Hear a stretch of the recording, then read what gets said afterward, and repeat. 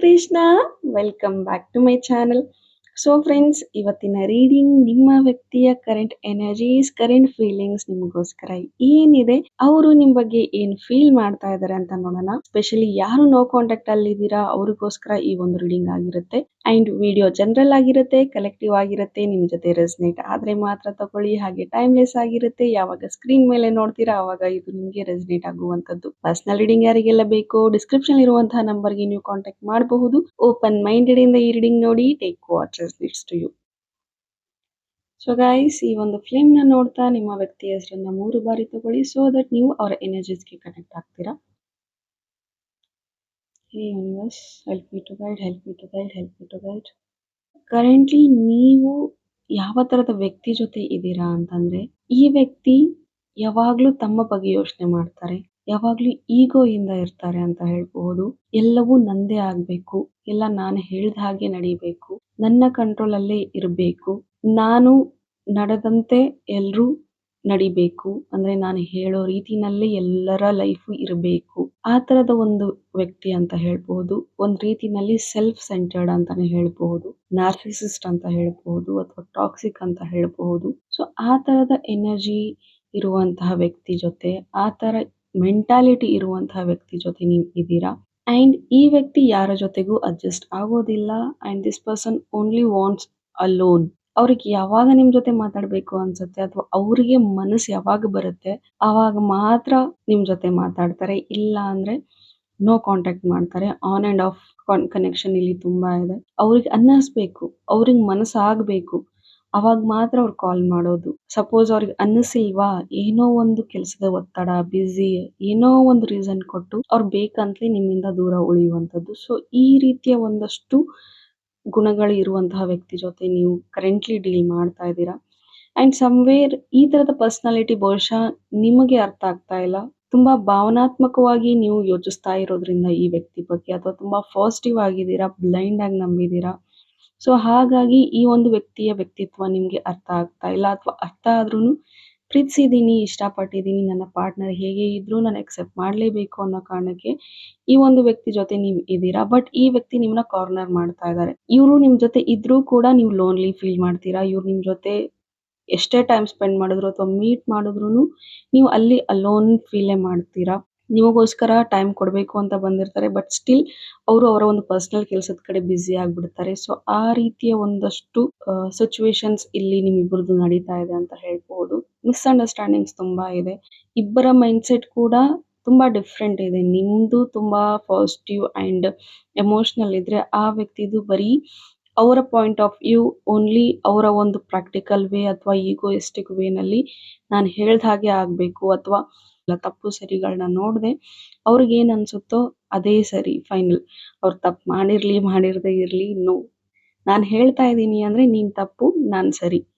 So ಈ ರೀತಿಯ ಒಂದಷ್ಟು ಮೆಂಟಾಲಿಟಿ ಈ ಒಂದು ವ್ಯಕ್ತಿದಿದೆ ಅಂತ ಹೇಳ್ಬಹುದು. ಬಟ್ ಸ್ಟಿಲ್ ಇನ್ನು ಇದ್ರ ಬಗ್ಗೆ ಹೆಚ್ಚಿನಾಗಿ ನೋಡ್ಬೇಕು ಅಂತಂದ್ರೆ, ನನಗೆ ಇಲ್ಲಿ ಯಾವುದೇ ರೀತಿಯ ರಿಗ್ರೆಟ್ಸ್ ಕಾಣ್ತಾ ಇಲ್ಲ ಈ ಒಂದು ವ್ಯಕ್ತಿ ಬಗ್ಗೆ ಅಂತ ಹೇಳ್ಬಹುದು. ನಾನು ಹೇಗಿದ್ದೀನಿ ಹಾಗಿದ್ದೀನಿ, ನೀನ್ ಇಷ್ಟಪಡ್ತಾ ಇದೆಯಾ, ನೀನೇ ಅಡ್ಜಸ್ಟ್ ಆಗ್ಬೇಕು, ನೀನ್ ಅಕ್ಸೆಪ್ಟ್ ಮಾಡ್ಬೇಕು, ನಾನ್ ಬದ್ಲಾಗಲ್ಲ ನಿಂಗೋಸ್ಕರ, ನೀನ್ ಆಗು.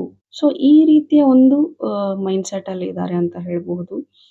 ನೀವು ಇವ್ರಿಗೋಸ್ಕರ ಕಾಯ್ತಾ ಇರಬಹುದು, ಇಂದಲ್ಲ ನಾಳೆ ಚೇಂಜ್ ಆಗ್ತಾರೆ, ನನಗೋಸ್ಕರ ಚೇಂಜ್ ಆಗ್ತಾರೆ, ನಾನು ಎಫರ್ಟ್ ಹಾಕಿದ್ರೆ ಚೇಂಜ್ ಆಗ್ತಾರೆ, ನಾನು ಇವ್ರಿಗೋಸ್ಕರ ಬದಲಾದ್ರೆ ಚೇಂಜ್ ಆಗ್ತಾರೆ. ಸೊ ಈ ರೀತಿಯ ಎಲ್ಲ ಯೋಚನೆಗಳಿಂದ ನೀವು ಇವ್ರಿಗೋಸ್ಕರ ನೀವು ನಿಮ್ಮನ್ನೇ ನೀವು ಮರಿತಾ ಇದ್ದೀರಾ ಅಂತಂದ್ರೆ, ಸ್ವಲ್ಪ ನಿಮ್ಮ ಕಡೆ ಗಮನ ಹರಿಸಿ. ನೀವು ಒಂದು ನೆನ್ಪಿಟ್ಕೊಳ್ಳಿ, ಯಾವ ವ್ಯಕ್ತಿನೂ ನೀವು ಎಷ್ಟೇ ಪ್ರೀತಿ ಕೊಡಿ, ಎಷ್ಟೇ ಟೈಮ್ ಕೊಡಿ, ಏನೇ ಎಫರ್ಟ್ ಹಾಕಿ, ಅವ್ರ ಮನ್ಸಲ್ಲಿ ನಾವು ಪ್ರೀತಿಸೋ ವ್ಯಕ್ತಿಗೋಸ್ಕರ ಬದಲಾಗಬೇಕು ಅನ್ನೋ ಒಂದು ಥಾಟ್ ಬರದೆ ಅವ್ರು ಬದಲಾಗಲ್ಲ.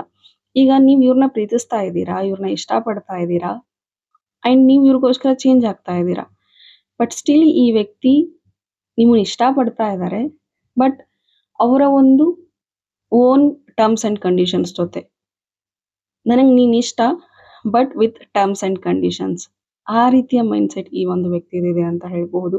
ಈ ರೀತಿ ಇವ್ರು ಇರೋದಕ್ಕೆ ಕಾರಣ ಇವ್ರು ಬೆಳೆದು ಬಂದಿರುವಂತಹ ರೀತಿ ಇರಬಹುದು, ಇವರ ಒಂದು ಚೈಲ್ಡ್ಹುಡ್ನೆಸ್ ಇರಬಹುದು, ಅಥವಾ ಸೊಸೈಟಿ ಇವರನ್ನ ಆ ರೀತಿ ಮಾಡಿರುವಂತದ್ದು ಇರಬಹುದು, ಲಿಮಿಟಿಂಗ್ ಬಿಲೀಫ್ಸ್ ಇರಬಹುದು. ಈ ತರದ ಎಲ್ಲಾ ಸಿಚುವೇಶನ್ಸ್‌ಗಳಿಂದ ಅಥವಾ ನೋಡಿ, ಹೇಳಿ, ಕೇಳಿ ಬೆಳೆದು ಬಂದಿರುವಂತಹ ಲಿಮಿಟಿಂಗ್ ಬಿಲೀಫ್ಸ್ ಇಂದ ಈ ವ್ಯಕ್ತಿ ಹೀಗೆ ಆಗಿದ್ದಾರೆ ಅಂತ ಹೇಳ್ಬಹುದು. ಹಾಗಂತ ಇವ್ರಿಗೆ ಬದಲಾಗಬೇಕು ಅನ್ನೋ ಅವಕಾಶ ಇಲ್ಲ ಅಂತಲ್ಲ, ಸಿಕ್ಕಿಲ್ಲ ಅಂತಲ್ಲ. ಬಟ್ ಈ ವ್ಯಕ್ತಿ ರೆಡಿ ಇಲ್ಲ ಬದಲಾಗೋಕೆ. ಬಟ್ ಇದರಿಂದ ಈ ತರದ ಬಿಹೇವಿಯರ್ ಇಂದ ಅವ್ರಿಗೆ ಒಂದು ಭಯ ಕಾಡ್ತಾ ಇದೆ. ಡೆಫಿನೆಟ್ಲಿ ಕಾಡ್ತಾ ಇದೆ ದಟ್ ಒಂದಲ್ಲ ಒಂದು ದಿನ ನೀವು ಡಿಸಪಿಯರ್ ಆಗ್ತೀರಾ ಅವರ ಲೈಫಿಂದ. ಆ ತರದ ಭಯ ಇದೆ. ಕಳ್ಕೊಂಡ್ ಬಿಡ್ತೀನಿ ಅನ್ನೋ ಭಯ ಇದೆ. ಬಟ್ ಸ್ಟಿಲ್ ಆ ಭಯ ಇದ್ರೂ ಕೂಡ ಅವ್ರು ಬದಲಾಗ್ತಾ ಇಲ್ಲ. ಆ ಭಯದಿಂದಲೇ ಹೆಚ್ಚು ನಿಮ್ಮನ್ನ ಕಂಟ್ರೋಲ್ ಮಾಡೋದಕ್ಕೆ ನೋಡ್ತಾ ಇದ್ದಾರೆ. ಹೆಚ್ಚು ಪೊಸೆಸಿವ್‌ನೆಸ್‌ನ ತೋರಿಸ್ತಾ ಇದ್ದಾರೆ.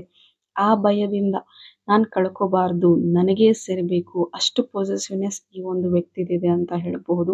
ಆ್ಯಂಡ್ ನಿಮ್ಮನ್ನ ತುಂಬಾ ಸ್ಪೈ ಮಾಡ್ತಾರೆ ಅಂತ ಹೇಳ್ಬಹುದು. ತುಂಬಾ ನೋಡ್ತಾರೆ, ನಿಮ್ಮ ಆಕ್ಟಿವಿಟೀಸ್‌ನ ತುಂಬಾ ನೋಡ್ತಾರೆ ಅಂತ ಹೇಳ್ಬಹುದು. ನೀವ್ ಯಾವ ಪೋಸ್ಟಿಗೆ ಲೈಕ್ ಕೊಟ್ಟಿದ್ದೀರಾ? ಎಲ್ಲಿ ಹೋಗಿದ್ದೀರಾ?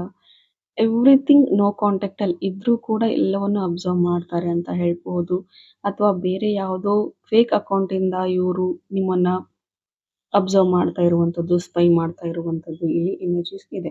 And at the same time ಈ ವ್ಯಕ್ತಿಗೆ ತುಂಬಾ ಕನ್ಫ್ಯೂಷನ್ಸ್ ಇದೆ. ಸ್ಟಕ್ ಆಗಿದ್ದಾರೆ. ಮುಂದೆ ಏನ್ ಮಾಡ್ಬೇಕು?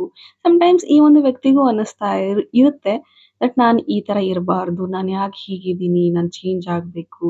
ಸಮ್‌ಟೈಮ್ಸ್ ಫೀಲ್ ಮಾಡ್ತಾರೆ. ಬಟ್ ಅದನ್ನ ಚೇಂಜ್ ಮಾಡ್ಕೊಳ್ಳೋ ಕಡೆ ಗಮನ ಹರಿಸೋದಿಲ್ಲ. ಅಥವಾ ಅವರನ್ನೇ ಅವ್ರು ಅರ್ಥ ಮಾಡ್ಕೊಳ್ಳೋದಕ್ಕೆ ರೆಡಿ ಇಲ್ಲ.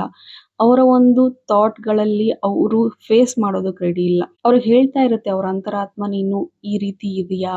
ಚೇಂಜ್ ಮಾಡ್ಕೋ ಅಂತ ಎಲ್ರಿಗೂ ಹೇಗೆ ನಮ್ಮ ಇನ್ನರ್ ವಾಯ್ಸ್ ಗೈಡ್ ಮಾಡುತ್ತೋ ಇವ್ರಿಗೂ ಸಹ ಗೈಡ್ ಮಾಡ್ತಾ ಇರುತ್ತೆ. ಬಟ್ ಸ್ಟಿಲ್ ಅದು ಥಾಟ್ಸಾ? ನನ್ನ ಗಟ್ ಫೀಲಿಂಗಾ? ಏನು ಅಂತ ಗೊತ್ತಾಗದೆ ಕನ್ಫ್ಯೂಷನ್ ಅಲ್ಲಿ ಇದ್ದಾರೆ. ಆ್ಯಂಡ್ ಒಂದೊಂದ್ಸತಿ ಇವ್ರು ನಿಮ್ ಜೊತೆ ಮಾತಾಡ್ಬೇಕು ಅಂತ ಅನ್ಕೊಳ್ತಾರೆ. ಆ್ಯಂಡ್ ನಿಮ್ಮ ನಂಬರ್‌ನ ಡಯಲ್ ಮಾಡಿ ಮತ್ತೆ ಕಟ್ ಮಾಡ್ತಾರೆ. ಬಿಕಾಸ್ ಆಫ್ ಈಗೋ. ನಾನ್ಯಾಕ್ ಹೋಗ್ಲಿ? ನಾನ್ಯಾಕ್ ಮಾತಾಡ್ಲಿ? ಅವರೇ ಮಾಡ್ಲಿ ಅಂತ. ಆ್ಯಂಡ್ ಅವ್ರು ಮಾಡ್ಬೇಕು ಅಥವಾ ನೀವಾಗ್ಲಿ ಅವ್ರಿಗೆ ಕಾಲ್ ಮಾಡ್ಬೇಕು ಅಂದ್ರೂ ಅವ್ರು ಆಪ್ಷನ್ಸ್ ಇಟ್ಟಿಲ್ಲ. Some people are blocked here. And ಹೆಚ್ಚಿನ ಒಂದು ಕಳ್ಕೊಳ್ಳೋ ಭಯ ಇವ್ರಿಗೆ ಫೀಲ್ ಆಗ್ತಾ ಇರೋದು ನಿಮ್ಮ ಬಗ್ಗೆ. ಯಾಕೆ ಅಂದ್ರೆ, ನಿಮ್ಮ ಬಗ್ಗೆ ಇವ್ರಿಗೆ ತುಂಬಾನೇ ನೀವು ಸ್ಟ್ರಾಂಗ್ ಆಗಿದ್ದೀರಾ, ಇಂಡಿಪೆಂಡೆಂಟ್ ಆಗಿದ್ದೀರಾ, ನೀವು ಡೋಂಟ್ ಕೇರ್ ಅನ್ನೋ ಮೂಡಿಗೆ ಹೋಗ್ತಾ ಇದ್ದೀರಾ. ಅಷ್ಟರ ಮಟ್ಟಿಗೆ ನೀವು ಮೈಂಡ್ ಸೆಟ್‌ನ ಸ್ಟ್ರಾಂಗ್ ಮಾಡ್ಕೊಳ್ತಾ ಇದ್ದೀರಾ. ಇದರಿಂದ ನಿಮ್ಮನ್ನ ಇವರು ಕಳ್ಕೊಳ್ತಾರೆ. ಇದರಿಂದ ನೀವು ದೂರ ಆಗ್ತೀರಾ ಅನ್ನೋ ಒಂದು ಭಯ ಇವ್ರಿಗೆ ಕಾಡ್ತಾ ಇದೆ ಅಂತ ಹೇಳ್ಬಹುದು. ಬಿಕಾಸ್ ನೀವು ಆಲ್ರೆಡಿ ನಿಮ್ಮ ಒಂದು ಬೌಂಡ್ರೀಸ್‌ನ ಸೆಟ್ ಮಾಡ್ಕೊಳ್ತಾ ಇದ್ದೀರಾ. ಸರಿ, ಈ ಒಂದು ವ್ಯಕ್ತಿ ನನ್ನ ಜೀವನದಲ್ಲಿ ಇಲ್ಲ ಅಂದ್ರೂ ಚೆನ್ನಾಗಿರ್ತಾರ? ಚೆನ್ನಾಗಿರ್ಲಿ ಅಂತ ಕೆಲವ್ರು ಸ್ಟ್ರಾಂಗ್ ಮೈಂಡ್ ಸೆಟ್‌ನ ತಗೊಂಡಿದ್ದೀರಾ. ಮೂವ್ ಆನ್ ಆಗ್ಬೇಕು ಅಂತ ಅನ್ಕೊಳ್ತೀರಾ. ಆ್ಯಂಡ್ ಸಮ್‌ಟೈಮ್ಸ್ ನಿಮ್ಗೆ ಯಾರೆಲ್ಲ ನೀವು ಮೂವ್ ಆನ್ ಆಗ್ಬೇಕು ಅನ್ಕೊಳ್ತಾ ಇದ್ದೀರಾ, ಆ ಟೈಮಲ್ಲಿ ಮತ್ತೆ ಕೆಲವ್ರಿಗೆ ಮೆಸೇಜ್ ಬರುವಂಥದ್ದು ಅಥವಾ ಅವ್ರ ಬಗ್ಗೆ ಏನೋ ಒಂದು ಒಳ್ಳೆ ವಿಚಾರಗಳನ್ನ ಕೇಳಿ ಬರುವಂಥದ್ದು. ಬಟ್ ಆ ಟೈಮಲ್ಲಿ ನೀವು ಯಾವುದೋ 1, 2 ಒಳ್ಳೆ ಗುಣಗಳನ್ನ, ನೂರಾರು ತಪ್ಪುಗಳನ್ನ ಕ್ಷಮಿಸಿ ಆ 2 ಗುಣಗಳತ್ತ ಹೋಗೋದಕ್ಕೆ ಹೋಗ್ಬೇಡಿ. ಜೀವನ ಪೂರ್ತಿ ಒಬ್ರ ಜೊತೆ ಬದುಕ್ಬೇಕು ಅಂತಂದ್ರೆ ಇಬ್ರ ಕಡೆಯಿಂದಾನು ಪ್ರೀತಿ ಇರಬೇಕು. ಇಬ್ರ ಕಡೆಯಿಂದಾನು ಎಫರ್ಟ್ ಇರಬೇಕು. ಯಾರೋ ಏನೋ ಒಂದು ಒಳ್ಳೆ ಅಭಿಪ್ರಾಯ ಹೇಳಿದ ತಕ್ಷಣ ನಿಮ್ಮ ಒಂದು ಡಿಸಿಷನ್‌ನ ಚೇಂಜ್ ಮಾಡ್ಕೋಬೇಡಿ. ನಿಮ್ಮ ನಿಮ್ಮ ಇನ್ನರ್ ವಾಯ್ಸ್, ನಿಮ್ಮ ಗಟ್ ಫೀಲಿಂಗ್ ಸ್ಟ್ರಾಂಗ್ ಆಗಿ ನಿಮ್ಮ ಇಂಟ್ಯೂಷನ್ಸ್ ಹೇಳ್ತಾ ಇದೆ ಅಂತಂದ್ರೆ listen to your intuition and move on. Okay. ಕೆಲವ್ರದ್ದು ಇಲ್ಲಿ ತುಂಬಾ ಹಾರ್ಟ್ ಚಕ್ರ ಬ್ಲಾಕ್ ಇದೆ. ಯಾರು ವ್ಯೂವರ್ಸ್ ಇದ್ದೀರಾ ಅವ್ರದ್ದು. ಸೊ ನಿಮ್ಮ ಹಾರ್ಟ್ ಚಕ್ರದ ಮೇಲೆ ವರ್ಕ್ ಮಾಡಿ. ಆ್ಯಂಡ್ ಆದಷ್ಟು ಯಂ ಯಂ ಅನ್ನೋ ಬೀಜ ಮಂತ್ರನ ಚಾಂಟ್ ಮಾಡಿ. ಸೊ ದಟ್ ಇದರಿಂದ ನಿಮ್ಮ ಹಾರ್ಟ್ ಚಕ್ರ ಹೀಲ್ ಆಗುವಂಥದ್ದಿದೆ. ರೋಸ್ ಕ್ವಾರ್ಟ್ಸ್ ಬ್ರೇಸ್ಲೆಟ್‌ನ ಯೂಸ್ ಮಾಡಿ. Definitely you need a self love guys. ನಿಮಗೆ ಸೆಲ್ಫ್ ಲವ್‌ನ ಅವಶ್ಯಕತೆ ತುಂಬಾ ಇದೆ. ನೀವು ಎಷ್ಟರ ಮಟ್ಟಿಗೆ ಸ್ಟ್ರಾಂಗ್ ಆಗಿ ಇದೀರಾ ಅಂತ ನಿಮ್ಮ ಒಳಗೆ ನೀವು ಕೇಳ್ಕೊಳ್ಳಿ. ಬಿಕಾಸ್ ನೀವು ಅವ್ರಿಗೋಸ್ಕರ ಅವ್ರ ಕಣ್ಣಿಗೆ ನಾನ್ ಚೇಂಜ್ ಆಗಿದ್ದೀನಿ ಅಂತ ಕೆಲವ್ರು ಪ್ರಿಟೆಂಡ್ ಮಾಡ್ತಾ ಇದ್ದೀರಾ ದಟ್ ನಾನ್ ಸ್ಟ್ರಾಂಗ್ ಆಗಿದ್ದೀನಿ, ಇಂಡಿಪೆಂಡೆಂಟ್ ಆಗಿದ್ದೀನಿ. ಜಸ್ಟ್ ಬಿಕಾಸ್ ಆ ವ್ಯಕ್ತಿಗೆ ರಿಯಲೈಸ್ ಆಗ್ಲಿ ನಾನು ಅವ್ರನ್ನ ಬಿಟ್ಟು ಬದುಕ್ತೀನಿ ಅನ್ನೋದು. ಬಟ್ ಹೊರಗಡೆಯಿಂದ ನೀವು ಆ ರೀತಿ ತೋರಿಸ್ತಾ ಇದ್ದೀರಾ. ಬಟ್ ಒಳಗಡೆಯಿಂದ ನೀವು ಕೊರಗ್ತಾ ಇದ್ದೀರಾ. ನಾನು ಇಷ್ಟೆಲ್ಲ ಮಾಡ್ತಾ ಇದ್ದೀನಿ. ಸ್ಟಿಲ್ ಈ ಒಂದು ವ್ಯಕ್ತಿ ಅಟೆನ್ಷನ್ ನನಗೆ ಸಿಗ್ತಾ ಇಲ್ಲ, ಪ್ರೀತಿ ಸಿಗ್ತಾ ಇಲ್ಲ. ನಾನು ಏನು ಕಮ್ಮಿ ಮಾಡಿದ್ದೆ? ಅಥವಾ ನಾನೇ ಸರಿ ಇಲ್ಲ, ನನ್ನ ಎಫರ್ಟ್ ಇನ್ನೂ ಕಮ್ಮಿ ಆಯ್ತೋ ಏನೋ?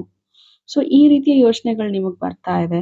ಸೊ ಅದನ್ನೆಲ್ಲ ಯೋಚನೆ ಮಾಡೋದಕ್ಕೆ ಹೋಗಬೇಡಿ. ನಿಮ್ಮ ಒಂದು ಫೆಮಿನೈನ್ ಎನರ್ಜಿ ಏನಿದೆ, ನಿಮ್ಮ ಒಂದು ಮಸ್ಕುಲಿನ್ ಎನರ್ಜೀಸ್ ಏನಿದೆ, ಎರಡನ್ನು ಬ್ಯಾಲೆನ್ಸ್ ಮಾಡೋದನ್ನ ಕಲೀರಿ. ಇಲ್ಲಿ ಇಂಬ್ಯಾಲೆನ್ಸಿಂಗ್ ಕಾಣ್ತಾ ಇದೆ ನನಗೆ. ಇಂಗ್ ಎನರ್ಜಿ ಇಲ್ಲಿ ಸಿಗ್ತಾ ಇರೋದ್ರಿಂದ ಆ ಒಂದು ಎನರ್ಜಿ ಬ್ಲಾಕ್ ಇದೆ. ಸೊ ಹೆಚ್ಚು ನಿಮ್ಮ ಕಡೆ, ನಿಮ್ಮ ಸೆಲ್ಫ್ ಇದರ ಕಡೆ ನೀವು 100% ಆಗಿ ಗಮನ ಅನ್ನೋದನ್ನ ಕೊಡಿ. ಪ್ರಿಟೆಂಡ್ ಮಾಡಬೇಡಿ. ವಾಸ್ತವದಲ್ಲಿ ಇದ್ದು ಹೌದು ನನಗೋಸ್ಕರ ಬದಲಾಗಬೇಕು ಅನ್ನೋ ರೀತಿನಲ್ಲಿ ನೀವು ಬದಲಾಗಿ definitely things will work. So ಹೆಚ್ಚಿನ ಒಂದು ಜನರ ಒಂದು ಪ್ರೆಸೆನ್ಸ್ ನನಗೆ ಇಲ್ಲಿ ಮೀನ ರಾಶಿಯವ್ರದ್ದು ಪ್ರೆಸೆನ್ಸ್ ಕಾಣಿಸ್ತಾ ಇದೆ, ಕನ್ಯಾ ರಾಶಿಯವ್ರದ್ದು ಪ್ರೆಸೆನ್ಸ್ ಕಾಣಿಸ್ತಾ ಇದೆ, ಅಂಡ್ ತುಲಾ ರಾಶಿಯವ್ರದ್ದು ಎನರ್ಜೀಸ್ ಜಾಸ್ತಿ ಇಲ್ಲಿ ಇದೆ. ಕಮೆಂಟ್ ಅಲ್ಲಿ ತಿಳಿಸಿ ನೀವು ಈ ಒಂದು ವಿಡಿಯೋಗೆ ರೆಸನೇಟ್ ಆಗಿದ್ರೆ.